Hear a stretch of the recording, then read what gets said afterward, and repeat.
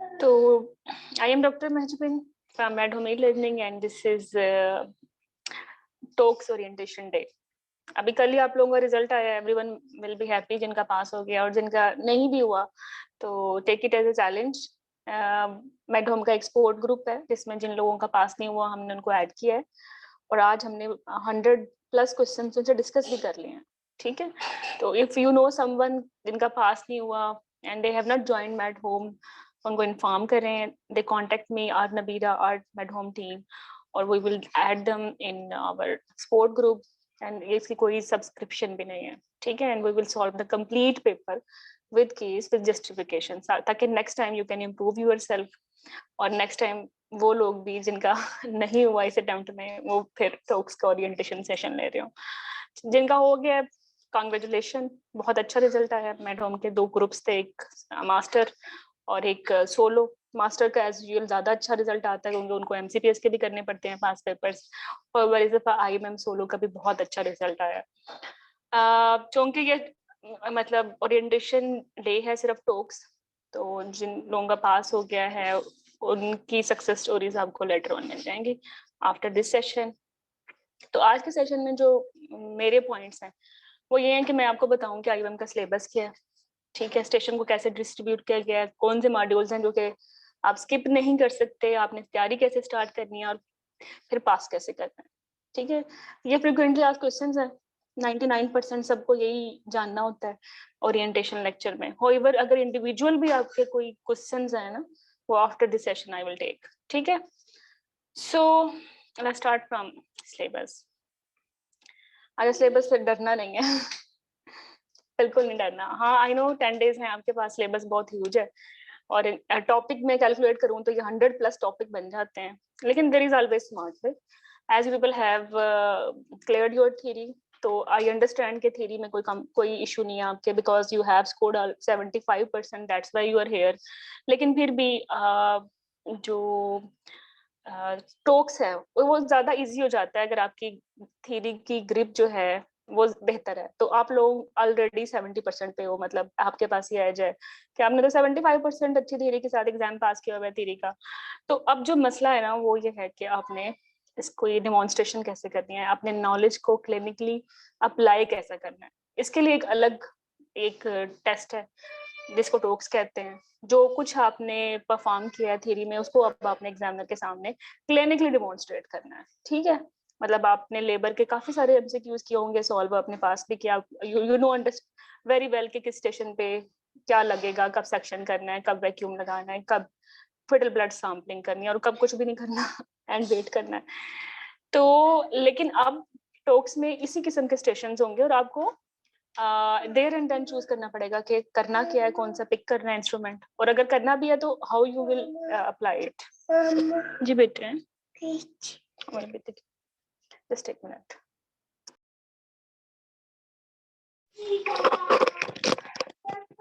Sorry for delay. तो ये हम थे कि हम 70% कर चुके हैं, थ्योरी अच्छी है, क्लिनिकली इसको बस आपने अप्लाई करके एग्जामिनर के सामने ये जो नेक्स्ट स्टेप है ये पास कर लेना है और डेफिनेटली आप कर भी लोगे। 90% टॉक्स जो है लोग पास कर भी लेते हैं। तो ये आपका सिलेबस है। ठीक है, जनरल टॉपिक्स हैं सेक्शन 1 में, मतलब अल्ट्रासाउंड के कुछ मार्कर्स हैं, कुछ सिचुएशंस होती हैं जिसमें आपने अल्ट्रासाउंड पे जो स्पॉट डायग्नोसिस होता है बनाना होता है, जैसे कोई एक टॉपिक प्रेगनेंसी, मोलर में स्नो सम अपीयरेंस। ठीक है, या कोई लाया आपको दिखा दी जाएगी या कोई टीटीएस की पिक्चर आ जाएगी, आप बताओगे भाई ये टीटीएस है। सेक्शन 2 में एंटीनेटल ऑब्स होती है, डिटेल में बताती हूँ इसमें क्या होता है। सेक्शन 3 में फीटल कंडीशंस होती हैं। 4 एंड 5 में आप late pregnancy, intrapartum events and first stage आता है। 7 में मैंने पोस्टपार्टम कॉम्प्लिकेशंस ऐड किए हैं। फिर गायनी शुरू हो जाती है, गायनी में यूरोगायनी है, सेक्सुअल हेल्थ है, वेलबींग है और फिर लास्ट में जो है वो लोअर जेनिटल ट्रैक्ट। ठीक है, अब आप ये काउंट करते रहे टॉपिक्स कितने बनते हैं। तो इसमें जनरल काउंसलिंग की चीजें, ये बड़ा इंपॉर्टेंट है, हर चीज में काउंसलिंग आएगी। कभी बीबीएन करना है, ब्रेकिंग द बैड न्यूज, कभी काउंटरसेप्शन पे काउंसलिंग करनी है, कभी कोई डायग्नोसिस पेशेंट विद डायग्नोसिस आई है, आपने ट्रीटमेंट ऑप्शन डिस्कस करनी है। ठीक है, इस किस्म के ये सब चीजें हम सेक्शन 1 में अलॉन्ग विद स्कैन मार्कर्स देखते हैं। अच्छा, जो सेक्शन 2 है ऑब्स का, इसमें रूटीन ओब्स केयर, और रूटीन ओब्स केयर बहुत इंपॉर्टेंट है। अगर आपको एक्सेस है पास्ट पेपर्स की, इनसाइट इनटू ओस की वॉल्यूम 2 में आईएमएम और एमसीपीएस के पास्ट पेपर्स में, आपने देखा होगा हर दूसरे सेशन में एंटीनेटल केयर आई हुई है। मतलब एक पेशेंट है जो लो रिस्क है, वो बुकिंग पे आया है, तो टिल डिलीवरी उसके कितने विजिट्स हैं, हर विजिट पे आपने क्या देखना है, आपका क्या एम है, ठीक है, पूरा पाथवे।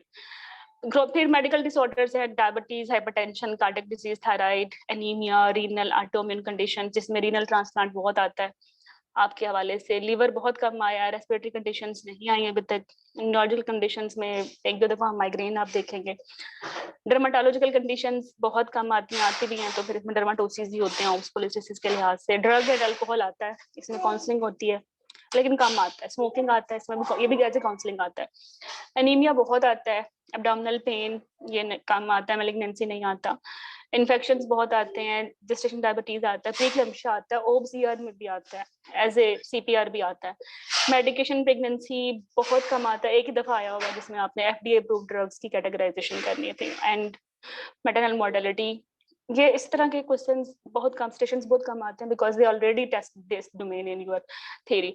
तो ओब्स में आपने देखा कि इतने सारा टॉपिक्स हैं, 28 टॉपिक्स हैं, बट जब आप पास्ट पेपर सॉल्व करोगे तो आप देखोगे रिपीटेडली कुछ टॉपिक्स ऐसे हैं जो आईएमएम के लिए बड़े फेवरेट हैं, और कुछ टॉपिक्स ऐसे हैं जो फिर आपके एफसीपीएस में बड़े फेवरेट होते हैं। तो आईएमएम के लिए फेवरेट है antenatal care, hypertension including pre-eclampsia, diabetes including gestational diabetes, thyroid including anaemia and haematological conditions, क्योंकि हर एनीमिया आयरन डेफिशिएंसी नहीं होता, ऑटोइम्यून भी होते हैं, ठीक है, इवन रीनल आप देखेंगे आपके अपने पास पेपर्स में सीकेडी और रीनल ट्रांसप्लांट काफी दफा आया है। उसके बाद 15, 16, 17, 18, 19 ये बहुत कम आए हैं, 21 बहुत ज्यादा देखेंगे, और उसके बाद बाकी चीजें बड़ी कम आई हैं, ठीक है। तो अब आप देख ले टॉपिक्स कितने ज्यादा बन रहे हैं, बट हमारे पास है 10 days and how we can achieve our task, ठीक है। चलें फिर सेक्शन, नेक्स्ट सेक्शन में आते हैं, और इसमें हम देखें तो फेटल कंडीशंस, जब भी पास पेपर्स हम सॉल्व करेंगे तो हमें पहले से पता होगा कि ये 12 स्टेशंस हैं, और you will see fetal conditions में न्यूनेटल रिससिटेशन, आईयूजीआर, 2-3 टॉपिक्स हैं जो बहुत आते हैं, या प्रीनेटल डायग्नोसिस, ठीक है। तो बायोकेमिकल स्क्रीनिंग इंपॉर्टेंट हो गया, अल्ट्रासाउंड स्क्रीनिंग स्पॉट डायग्नोसिस के लिए कि ओम्फेलोसील या gastroschisis that is important, invasive non invasive that is important, non invasive में एनआईपीटी और इन्वेजिव में सारे डायग्नोस्टिक सीवीएस एमनिसेंटिसिस, ठीक है। जेनेटिक्स एंड जेनेटिक डिजीजेस इस तरह से एप्लीकेबल है कि हर एनॉमली जो होती है आइसोलेटेड नहीं होती, it could be part of syndrome, it could be part of aneuploidy, ठीक है, हमें पता होना चाहिए, जैसे इकोजेनिक बाउल है, ड्यूडेनल एट्रीजिया है। अच्छा फेटल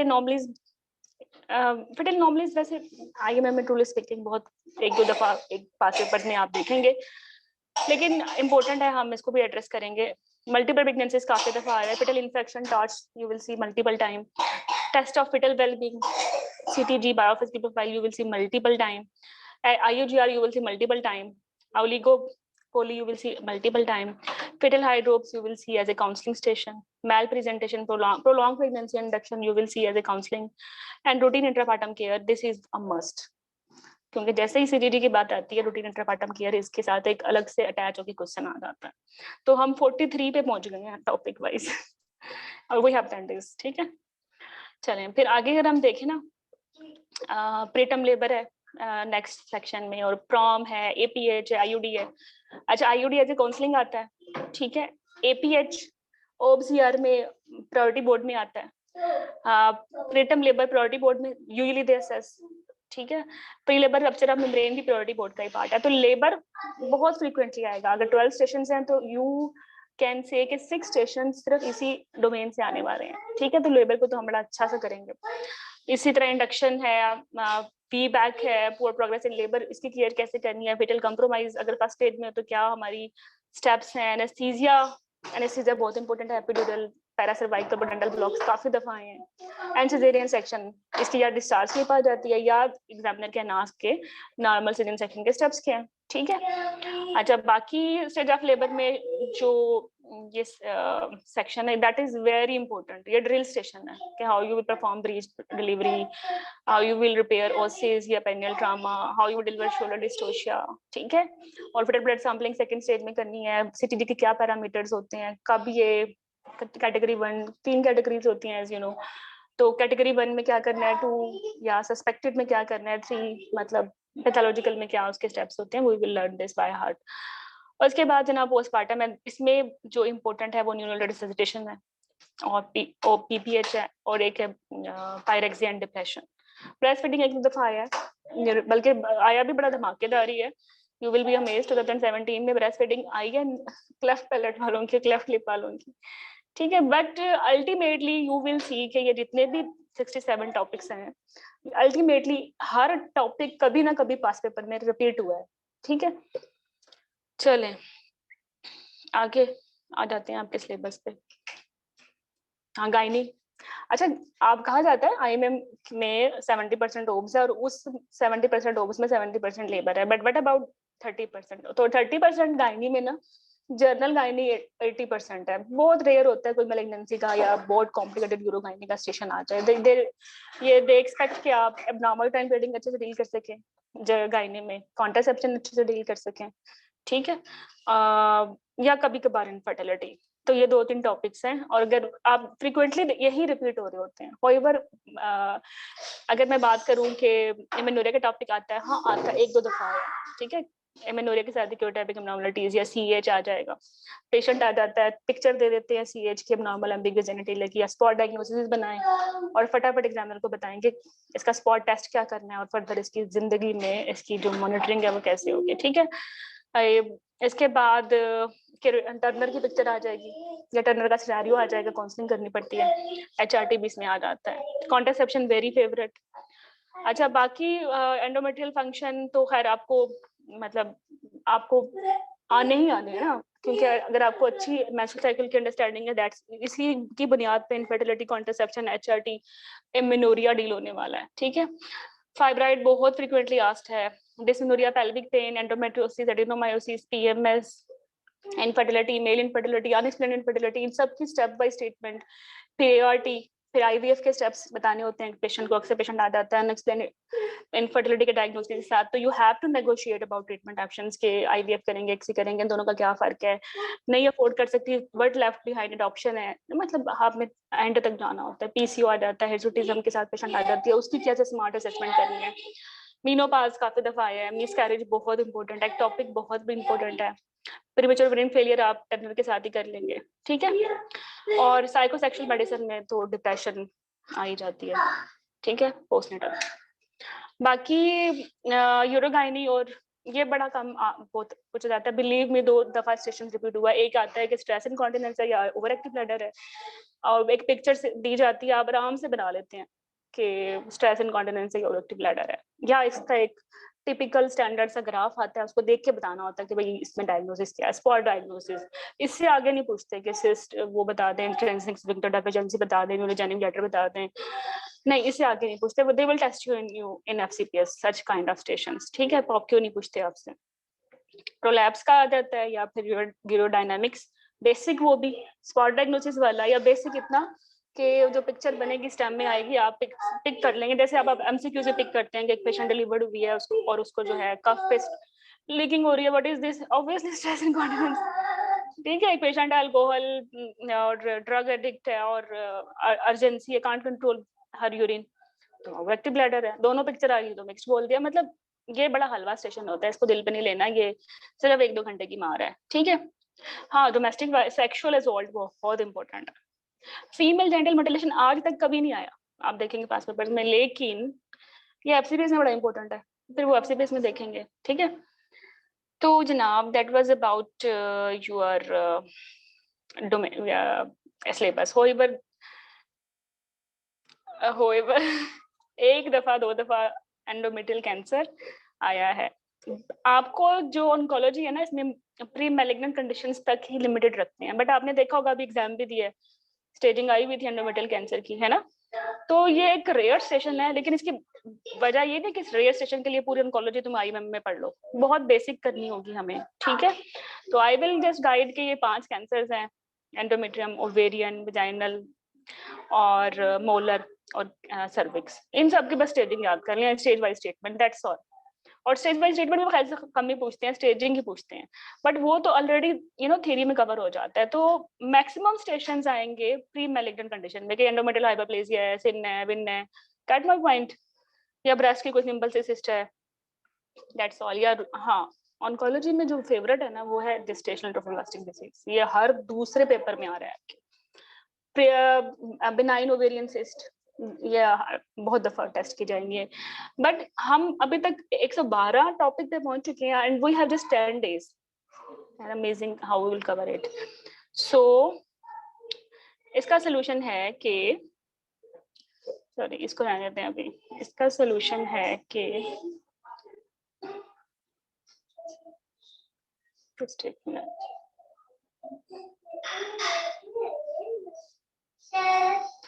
हाँ इसका सोल्यूशन है दिस कोर्स।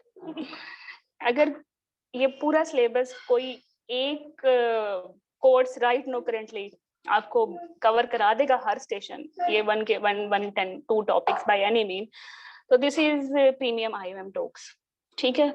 क्योंकि इसमें आप आईएमएम के 2016 से 22 तक के सारे पेपर्स करेंगे आप, 2016, 17, 18, 19, 20, 21, 22, ये कुछ 7 साल के पेपर बन जाते हैं, हर दफा 2 दफा पेपर हुआ है, और 21 और 22 में 3 दफा भी हुआ है।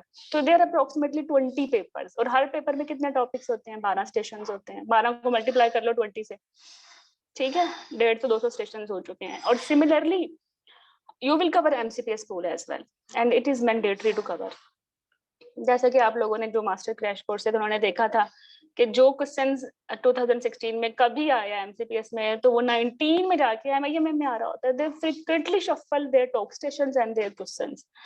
तो by when you will do MCPS TOACS as well right from 2015 till 2022, तो आपके तो 150 180 स्टेशन इसमें भी कवर हो जाएंगे, तो आपके तो 400 स्टेशन हो गए, ठीक है। तो टॉपिक हमने 112 करने थे, तो by doing pass talks paper 100 नहीं बल्कि 200% प्रोबेबिलिटी है कि you will not drop any single station, ठीक है। तो पास पेपर्स को बिल्कुल लाइट लेना, एग्जाम के साथ एमसीपीएस भी जरूर करना है, ठीक है। तो इस कोर्स के यही फीचर्स हैं कि आईएमएम के स्टेशंस हैं, प्रैक्टिस स्टेशंस में आपको एमसीपीएस से कवर करवाए जाएंगे, डेडिकेटेड लाइव सेशन होगा लेबर पे और एंटीनेटल पे, ठीक है।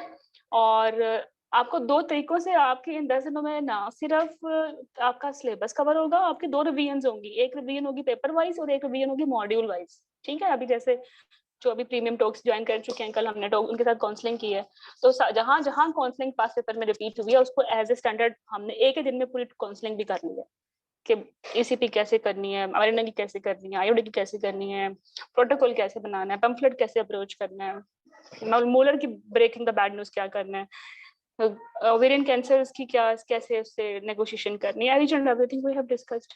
तो अब ये जो काउंसलिंग के स्टेशंस हैं वो हर पेपर में भी तो आई है ना 2 या 3 दफा, और उन सबको जमा करके हमने उसको एज ए मॉड्यूल भी कर लिया। तो ये जो 2 स्टेशंस हैं ये 2 दफा रिपीट होंगे, एक तो आपके पेपर्स में, दूसरा एज ए मॉड्यूल वाइज। तो हम साइमल्टेनियसली दोनों तरीकों से अप्रोच करेंगे, तो इसमें हमारे 2 रिवीजन हो जाएंगे, ठीक है। और हर चीज की एक स्टैंडर्ड अप्रोच है, कोई चीज हैफेजेड नहीं है, नथिंग इज हैफेजेड, ठीक है। तो we will start from 20th of this August, और 30th तक ये हमारे सारे सेशंस ड्रिल हो जाएंगे। हम 20th को 2016 आईएमएम एमसीपीएस के पेपर्स करेंगे, 17 के नेक्स्ट डे करेंगे, फिर आपको एक रिवीजन डे मिलेगा, ठीक है।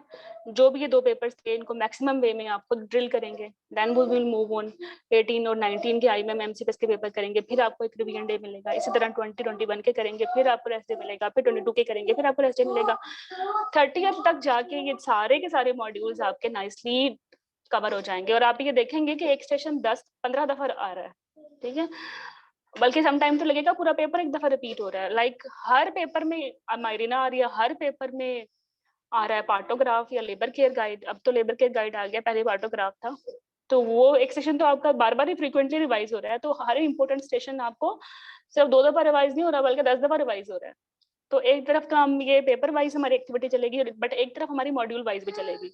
जैसे कि अभी हमने काउंसलिंग का किया है कल, तो फिर उसके बाद हम सारे मेडिकल डिसऑर्डर इकट्ठे कर लेंगे, फिर फिटल मेडिसिन के सारे इकट्ठे कर लेंगे, फिर हम सारे यूरोगाइनी के इकट्ठे कर लेंगे, सारे हम प्री मैलिग्नेंट कंडीशंस के इकट्ठे कर लेंगे, सारे हम ओबसीआर के इकट्ठे करेंगे, ठीक है, सारे हम एंटीनेटल के इकट्ठे कर लेंगे। तो हम वो एक स्टेशन 10,000 दफा रिवाइज हो रहा है, ठीक है, और ये 10 दिनों में हम ये नाइसली कर भी रहे हैं।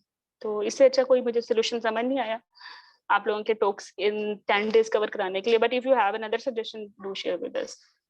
ओके, तो if anyone want to join us, they can join us. मैं जरा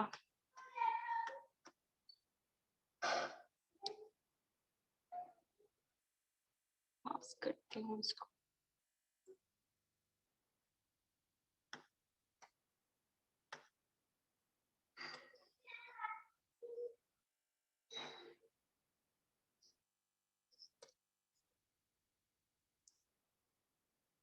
So this is our number 030148439695। अगर आप या कोई भी कोलीग ज्वाइन करना चाहें आप फॉरवर्ड करें। और अब हम डिस्कस करते हैं 2 डेमो पेपर से, ठीक है। यस, ये पेपर हुआ था 21 मई को IIM टॉक्स का। 20 मई के जो पेपर थे वो 2 दफा हुए थे। एक 20th मई को हुआ था सिर्फ जो कोयटा में ही हुआ था, नेक्स्ट डे हुआ था ऑल ओवर पाकिस्तान, ठीक है। तो जो ऑल ओवर पाकिस्तान हुआ था, अगर हम उसके सारे स्टेशन देखें ना, तो मैंने उनको कंपाइल किया है इन मॉड्यूल। तो ये लेबर मॉड्यूल से बिलिंच आया था, एक आया था लेबर बोर्ड प्रायोरिटी बोर्ड से आप कहते हैं, उसमें आपको 1 2 3 4 केसेस थे, ठीक है। और ये जो इस तरह के प्रायोरिटी बोर्ड के स्टेशन होते हैं, दे आर लिंक्ड स्टेशन। एक पे बैठ के आपको 6 या 7 मिनट में प्लानिंग करनी होती है, और दूसरे स्टेशन पे जाके एग्जामिनर को बताना होता है कि मेरा पेशेंट केस 1 जो है इसका डायग्नोसिस ये है, 2 का ये है, 3 का ये है, 4 का ये है, प्रायोरिटी मेरी 3 है, बट देना मैंने इसको अपने एचओ को है, क्योंकि सिर्फ CPR तो करना है। बट जो मेरी प्रायोरिटी शायद 2 थी, बट वो मैंने SR को देना है, बिकॉज वो तो क्रीटा है, वो तो फिर सिजरियन हिस्टेक्टमी है, ठीक है। तो आप प्रायोरिटी बोर्ड में आपने ट्राई एजिंग करनी होती है, अपार्ट फ्रॉम डायग्नोसिस। सिर्फ डायग्नोसिस ही बनाना होता है, ट्राई एजिंग भी करनी होती है कि इमरजेंसी वाइज कौन सा पहले है, दूसरे है, तीसरे और चौथे नंबर पे, और सिमिलरली स्किल्ड वाइज पहले, दूसरे, तीसरे नंबर पे कौन किसको देखेगा। यू विल सी कि कोई SRB है, दो HOs हैं, एक मिडवाइफ है और एक आपके पास R3 है। तो यू विल सी कि जो सिजरियन हिस्टेक्टमी है वो तो SR का लेवल है ना, क्योंकि सिजरियन हिस्टेक्टमी है, तो R4 का भी लेवल नहीं है। होइवर जो इंस्ट्रूमेंटल डिलीवरी है डिफिकल्ट, जिसमें कैली लग रहा है, वो R4 को आप दे रहे होंगे, राइट। और मे बी जो नॉर्मल प्रोग्रेस ऑफ लेबर है, जो सिंपल केस है, वो मिडवाइफ देख ले, या एक प्रीटर्म लेबर आ गई जिसमें टोकोलिसिस करनी है, वो HO भी देख लेगा, ठीक है। अच्छा अच्छा, जो 2022 में 21 मई में जो पेपर आया था, उसमें बिलिंच की PPS का सिनेरियो था, और आपने बिलिंच लगाना था मॉडल पे, दूसरे पे लेबर जैसे मैंने आपको बताया, थर्ड पे पार्टोग्राफ था, फोर्थ पे सिजरियन हिस्टेक्टमी हो गई थी पेशेंट की ड्यू टू इनक्रीटा, और ब्लैडर रिपेयर भी हो गई थी, और मैसिव ट्रांसफ्यूजन भी हुई थी। बट उसको जो है बता डीब्रीफ करना था कि इसकी सिजरियन हिस्टेक्टमी क्यों हुई, और what are implication on her pregnancy, on her life now, क्योंकि सिजरियन हिस्टेक्टमी के बाद जो इसने इतनी सारी कॉम्प्लिकेशंस भुगती हैं, she will be sad emotionally. उसको आपने जो है सपोर्ट भी करना है, रियलाइज भी कराना है कि ये जानबूझ के नहीं हुआ, because she was having certain respecters, तो ये इसके साथ हुआ है। होइवर इसके साथ इसकी सेक्सुअलिटी पे कोई फर्क नहीं पड़ता, या 1% लाइटली रिस्क है ओवेरियन फेलियर का, क्योंकि वो ब्लड सप्लाई कंप्रोमाइज हुई है, however she can't conceive now, this is the bad news. तो इस स्टेशन को कैसे हैंडल करना है, तो BBN में या ब्रेकिंग द बैड न्यूज के साथ हम इसको कवर करेंगे। तो यू विल सी कि 1 2 3 4 स्टेशन सिर्फ लेबर से आए हैं, एक मॉड्यूल से 4 स्टेशन आ रहे हैं, तो वो लेबर है, इससे 6 भी आएंगे। होइवर मेडिकल डिसऑर्डर से प्रोटोकॉल मैनेजमेंट आया था क्लेम्शिया का, और दूसरा आया था कि डिफरेंट जो है एनीमिया की रिपोर्ट्स थी, आपने MCV देख के बताना था कि ये माइक्रोसिटी का या माइक्रो या नॉर्मो, और फर्दर टाइपिंग भी करनी थी बाकी पैरामीटर्स देख के, जैसे सारी सेल लाइंस कम है तो ये प्लास्टिक हो गया, ठीक है। और अगर सारे सेल लाइंस अमंग इंडिसेस कम है तो ID आ गया, ठीक है। थैलेसीमिया है तो MCHC नॉर्मल मिल रहा था, या टाइफाइड फिल्म आपने मांगी इसके बाद, तो how to execute this station we will learn. तो ये 2 स्टेशन हो गए मेडिकल डिसऑर्डर से। फिटर मेडिसिन से आया ट्विन डिलीवरी, ठीक है, where first one is cephalic and second one is transverse. तो आपने डिसाइड करना था कि आईपीवी करनी है, ईसीवी करनी है, और डिसीजन आपको पता है इमरजेंसी पे ही होता है या फेटल हार्ट देख के होता है। ठीक है, और ये क्वाइट पॉसिबल कि एरम हो चुका था फिर तो कुछ भी नहीं होना ना, गो फॉर सेक्शन। अच्छा, न्यूनेटेड रेसिटेशन पे आया था, तो 4 ये स्टेशन, 2 ये, 2 ये, तो ये तो 8 स्टेशन हो गए। 12 स्टेशन में 8 स्टेशन सिर्फ ओब्स से आ रहे हैं। ठीक है, तो इसका मतलब है 60-70% आपका ओब्स ही कवर कर रहा है, जो मैंने शुरू में बताया था। अब ये पेपर उसको जो है सपोर्ट कर रहा है। ठीक है, तो आप ओब्स को ज्यादा प्रायोरिटी देंगे एज कम्पेयर टू गायनी, और ओब्स में भी लेबर को आपने ज्यादा प्रायोरिटी देनी है। ठीक है, इन 10 डेज। तो मैंने ये डिसाइड किया है कि चूंकि लेबर के ड्रिल्स हैं, तो हम लेबर के जो लाइव सेशंस हैं वो एंड पे ही रखें, ताकि आप लोगों को याद ही रहे, भूलें ना, रिवीजन के मसले मसाइल ना हो। अच्छा, गायनी से जो स्टेशन आए जिनको मैंने फिर फर्दर मॉड्यूल में डिस्ट्रीब्यूट किया, तो अर्ली प्रेगनेंसी से आप देखें मोलर आया हुआ था। ठीक है, एक ये हो गया। दूसरा आया था माइग्रेना इंटरेक्शन, वो कॉन्ट्रासेप्शन से आया था। एक जनरल गायनी से आया था, सिर्फ एचएमपी की काउंसलिंग करनी थी, राइट। तो 3 सेशंस आए हैं इस किस्म के जो हैं गायनी से।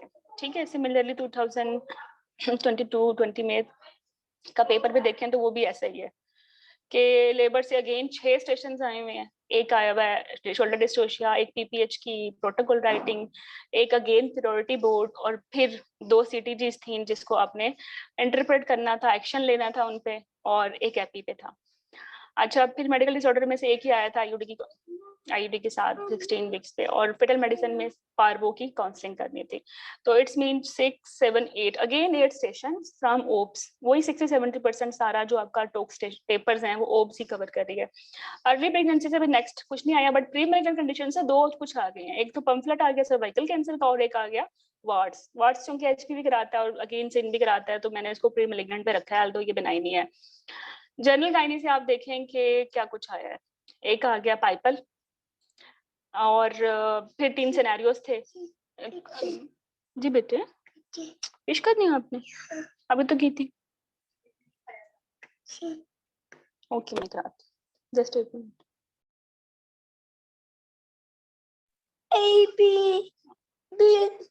अच्छा, मामा के साथ बैठ के ना क्लास लेते हैं, ठीक है? ओके, तो बच्चों पे गायनी से देखें, प्री मेलिग्नेंट से आए हुए 2, और जनरल गायनी से एचएमपी का आया हुआ है, और इसमें बाकी सारे भी आए हुए हैं। लाइक उन्होंने बोला कि पेशेंट है जिसका साइकिल ओलिगोमेनोरिया है, हिस्टोटिज्म है, बता देंगे क्या है पीसीओ, इसकी स्टेप वाइज स्टेटमेंट बता दें। मेन कंसर्न आपको पता है हिस्टोटिज्म है, और अगर इरेगुलर साइकिल है तो ओसीपीज देने होते हैं, राइट। और अगर मोटी भी है तो फिर उसमें एलएसएम भी डाल दें। और हैपो, 13 साल की बच्ची को अगर साइकिल इरेगुलर है तो दैट इज हैपो। और एक पेशेंट है जो 48 ईयर की है, उसके साइकिल स्किप हो रहे हैं, साथ में वाइजोमोटर सिम्टम्स हैं, तो व्हाट इज दिस? ये पेरीमेनोपॉजल ब्लीडिंग है, तो जस्ट स्पॉट डायग्नोसिस है। ठीक है। अच्छा, इस तरीके से आप इसको ना अपने एग्जाम को ऐसे मॉड्यूल भी कर सकते हैं कि लेबर में ये स्टेशंस हैं, मेडिकल डिसऑर्डर या एंटीनेटल केयर में ये स्टेशंस हैं, फेटल मेडिसिन में ये स्टेशंस हैं। You can divide them in another way as well, कि जो भी स्किल स्टेशंस हैं वो सारे एक दिन कर लिए जाएं या एक ही दफा देख लें। स्किल स्टेशंस में लेबर के, ओके बेटे, लेबर आ जाता है, माइनर इंसर्शन आ जाती है, ईसीवी करना आ सकता है, वो तो फिर हर मॉड्यूल से जो भी स्किल्स के स्टेशंस हैं, ठीक है, उनको ऑर्गेनाइज भी किया जा सकता है। या हर मॉड्यूल से जो स्कोरिंग वाली हैं, जैसे कि जीटीडी है, बायोफिजिकल है, ठीक है, या फिर बिशप स्कोरिंग है, एपगार है, उनको अलग से कर लें। ठीक है, तो या फिर जो काउंसलिंग वाले हैं, काउंसलिंग वाले आप देखेंगे या तो बैड न्यूज देखेंगे, या फिर कोई डायग्नोसिस एस्टेब्लिश्ड है और आपने अब उसे ट्रीटमेंट ऑप्शन डिस्कस करनी है। ठीक है, या कॉन्ट्रासेप्शन पे आ जाता है, राइट। अच्छा, तो हमने जो प्लान किया है अपने मॉड्यूल्स को, वो हमने किया है कि सारे लेबर वाले हम 2 दिन में कर रहे हैं, सारी काउंसलिंग वाले हम कर रहे हैं 2 दिन में, सारे स्किल्स वाले हम कर रहे हैं 2 दिन में, सारे जो है obs ER emergencies, it could be topic, सारी ओब्स की नहीं है, गायनी की भी ईआर हो सकती है, वो हम 1 दिन में कर रहे हैं। ठीक है, तो वी आर वेरी ऑर्गेनाइज्ड, ना तो मतलब हमारे मॉड्यूल स्किप हो रहे हैं और ना ही कोई पेपर स्किप हो रहा है। तो साइड बाय साइड इस मेथड के थ्रू तैयारी करने से ना, ये जो मैंने 112 स्टेशंस बताए हैं आपको, आपके ओके, तो ये आपके जो है ना कवर हो जाएंगे और बहुत नाइसली कवर होंगे, और आपके पास पेपर्स की जो टेंशन होती है वो भी सॉर्ट आउट हो गई। ठीक है, तो इस तरीके से हम करेंगे। ठीक है, अब आप चाहें तो अपनी मुझे बता दें।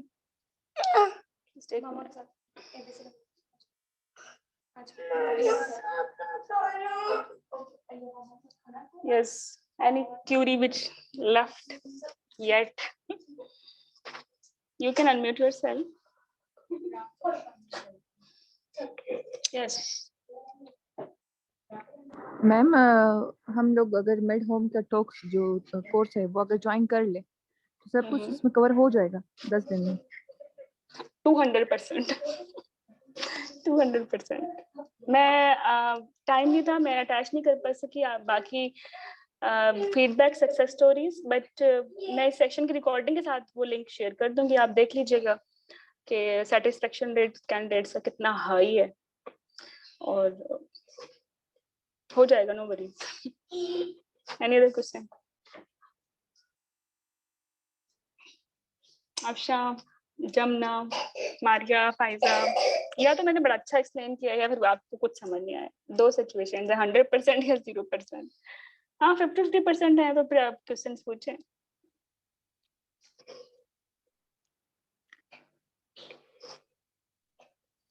मैम बुक्स का एक दफा कंफर्म बता दें कौन सी बुक्स पढ़नी है। ओके, जस्ट ये एक बेसिक बुक ये है, और दूसरी जो काइंड ऑफ मास्टरपीस बुक कह सकते हैं वो है पास पेपर्स की बुक। दिस वन कहाँ गई?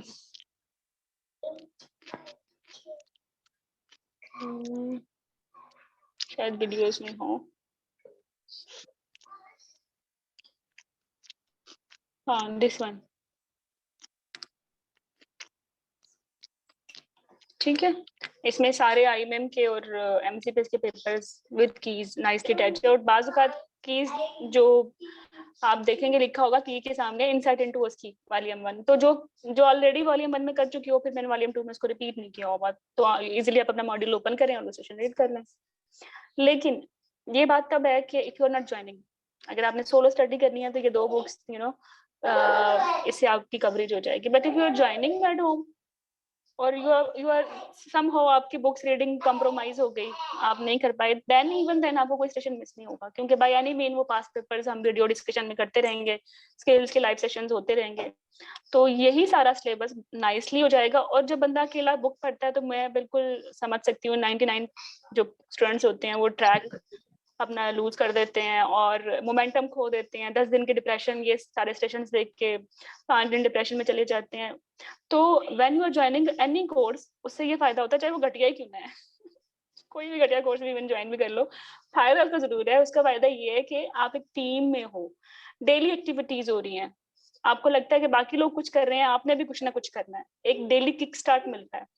But if you are joining mad home, तो इसमें ये है कि आपका 10 डेज में जो आपके स्टेशंस हैं वो बड़े nicely multiple time in an organised way repeat हुए जा रहे हैं। ठीक है, और आप अकेले भी नहीं हो, someone is with you till your exam.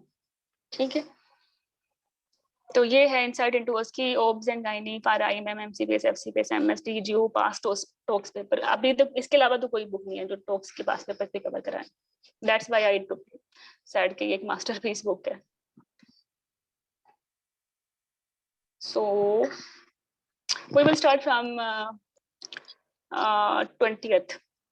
ठीक है, मेरे दिल था ये मैं टॉक्स को कुछ आपको आइडिया दूं, मेरी पीपीटी वैसे टाइम पे कंप्लीट नहीं हो पाई। जैसे कि देखो ना, अगर पंपलेट अप्रेजल आती है तो सर्टेन ना निमोनिक्स हैं जिससे जिंदगी आसान हो जाती है, लाइक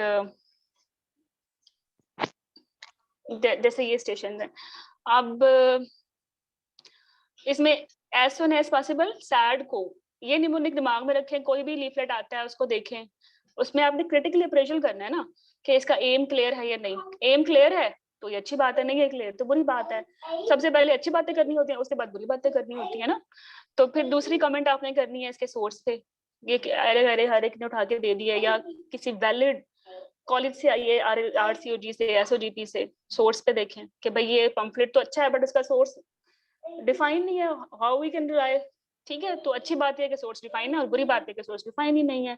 एक्यूरेसी ट्रायल्स हैं भाई इतने सारे, और वो भी ग्रेड 1 के और एविडेंस 1A+ के, अदरवाइज नहीं है तो फिर एक आम सी गैर अहम सी बात है। फिर प्रेजेंटेशन पे है कि लैंग्वेज सिंपल है। अब अगर किसी एड्रेस ही आप कर रहे हो, लाइक देखें एड्रेस किसको कर रहे हैं, नॉर्मल पॉपुलेशन को कर रहे हैं, तो they don't know medical terms, ठीक है। Everyone is not educated this English है, तो लैंग्वेज अगर अंडरस्टैंड ही नहीं कर रहा और मेडिकल देख रहे हैं तो ये बुरी बात है, अगर कर रहा है तो ये अच्छी बात है।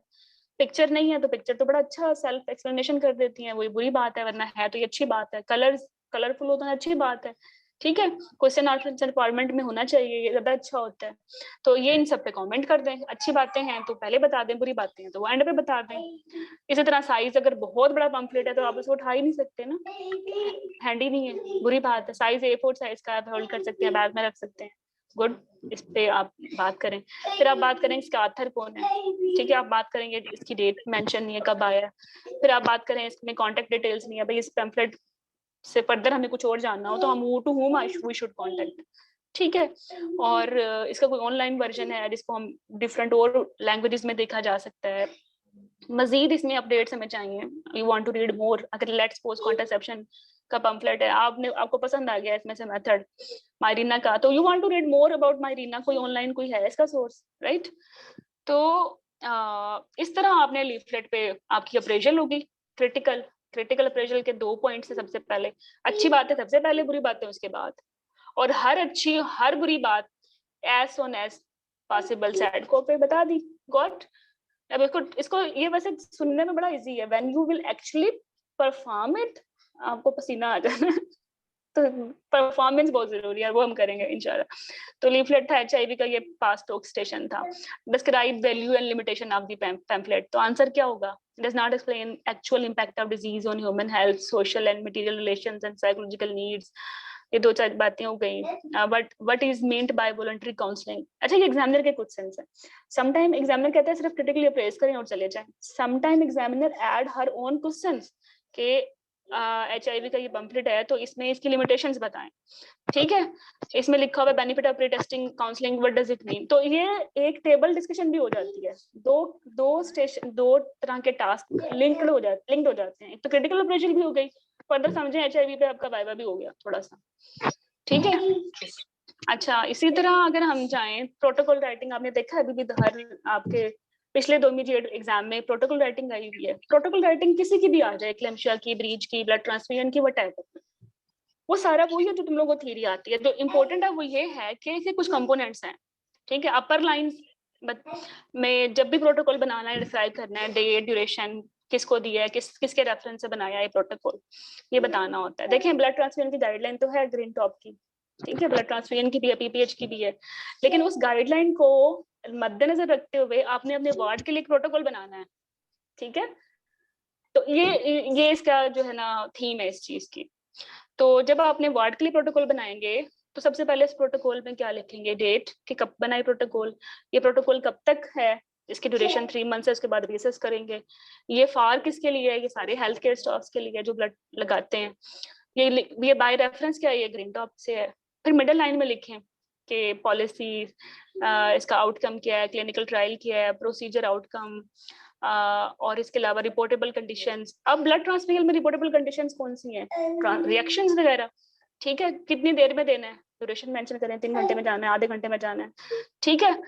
अच्छा, बस इसमें फिर आपने मॉडिफाई कर लिया according to the blood transfusion. Third में फिर लोअर लाइन में आपने ऐड करना है डॉक्यूमेंटेशन, इम्प्लीमेंटेशन, इसका ऑडिट कितने, इस ब्लड ट्रांसफ्यूजन का ऑडिट कितने कब होगा, ड्रिल्स इसकी हैं या नहीं, नीचे अपने साइन, ठीक है। तो ब्लड ट्रांसफ्यूजन को अब देख लेते हैं, ठीक है। ये था कि write down the protocol for blood transfusion, ठीक है, राइट डाउन। तो अब ये जो मैंने प्रोटोकॉल कंपोनेंट्स लगाए हैं ना, वो तो लगाने ही हैं, ठीक है। और मेन थिंग जो है इसके जो मिडिल लाइन में आनी है वो identify the patient and check कर ब्लड ग्रुप। ये आपने हर पेशेंट को ब्लड लगाने से पहले क्या करना है, उसका पेशेंट नेम पता होना चाहिए और ब्लड ग्रुप भी बताना चाहिए, ठीक है। और क्या उसके ऑर्डर्स हैं स्पेसिफिक, इसके बाद कोई एलर्जीज मेंशन है या नहीं, ठीक है। कंसेंट जरूरी है, check the reason for blood transfusion, counter check, हालांकि आप लगाने वाले हो फिर भी काउंटर चेक करनी है इसकी इंडिकेशन, एक्सप्लेन करें प्रोसीजर के सारे पेशेंट को कि इस तरह की कॉम्प्लिकेशन हो तो रिपोर्ट करें। ठीक है, अब आपने लगाना कैसे है, ग्लव्स पहनने हैं, हैंड हाइजीन का ख्याल रखना है, आईवी लाइन कितनी गाज की होनी चाहिए, ठीक है, और जहां लगा रहे हैं वहां ऑलरेडी सेलुलाइटिस तो नहीं है। confirm the following points before hanging blood products, that is checking the label with patient information, name, ID number, सब चीजें। फिर if any discrepancy exists, blood should not be given, withhold कर लें, when to withhold, ये सारी बातें आ गई। Start करनी है ट्रांसफ्यूजन तो 8 ड्रॉप से करनी है 15 मिनट तक, फिर ग्रेजुअली 30 ड्रॉप्स पर मिनट तक जाना है, ठीक है। पेशेंट के साथ 15 मिनट्स तक रहना है and recheck vital science assessing any sign of transfusion reaction. तो अब ब्लड ट्रांसफ्यूजन आप करते हो वार्ड में, ठीक है, आप ब्लड ट्रांसफ्यूजन नोट्स डालते हो ना, तो बेसिकली दे आर नोट्स, आप इस नोट्स को एज ए प्रोटोकॉल फॉर्म आपने जो है लॉन्च करना है स्टेशन पे, तो वही upper middle and lower lines follow करें और मिड में ये सारी चीजें ऐड करें कि ये आपकी एसओपी है या आप उसे स्टैंडर्ड ऑपरेटिंग प्रोसीजर कह लें, ठीक है। और इन केस ऑफ रिएक्शन तो फिर क्या करना है, फटाफट स्टॉप करें, कॉल करें, पेशेंट के साथ रहें, अब इसको फटाफट हाइड्रोकॉर्टिसोन दें, एंटीहिस्टामिन दें, ठीक है। और it could B haemolytic reaction, इसके सैंपल्स लें, यूरिन का भी, ब्लड का भी, ठीक है, और उसको वापस ब्लड बैंक भेजें एनालिसिस करने के लिए कि व्हाई इट हैज हैपेंड, ठीक है, एक्सटेंडेड क्रॉस मैचिंग हो। तो ये एक ब्लड ट्रांसफ्यूजन का प्रोटोकॉल है। इसी तरह क्लैम्शिया का भी हम देखेंगे, ब्रीच का भी देखेंगे, और इनसाइड इनटू पोस्ट वन में कोई कितने हैं मैं आपको बताती हूँ। ये बुक है इनसाइड इनटू पोस्ट की ना, दिस वन, तुम लोगों को शायद नजर नहीं आ रही, तो हाँ ये मेरी बुक है, मैंने इसमें सिर्फ कीवर्ड डालना था प्रोटोकॉल, ठीक है। अब ये आ गया प्रोटोकॉल पीपीएच का, दिस इज पीपीएच प्रोटोकॉल, ठीक है। इसके बाद इस बुक, इसी बुक की मैं बात कर रही हूँ, ओके। फिर ये प्रोटोकॉल आ गया, किसका है, ओवेरियन सिस्टेक्टमी के बाद जो है पॉजिटिव वॉशिंग्स आई हैं साथ में, ठीक है। अच्छा, फिर इसके बाद जो है क्लैम्शिया का प्रोटोकॉल आ गया, ये भी लिखा हुआ है। इसके बाद ये एमसीपीएस में मोलर प्रेगनेंसी के डायग्नोसिस मैनेजमेंट का प्रोटोकॉल था, ठीक है। प्रोटोकॉल के इतने प्रोटोकॉल्स हैं कि तुम लोग पक जाओगे प्रोटोकॉल कर। मैक्सलपेट का प्रोटोकॉल क्या है और हार्डन का प्रोटोकॉल क्या है, ठीक है। प्रोटोकॉल के अपने कंपोनेंट्स क्या हैं।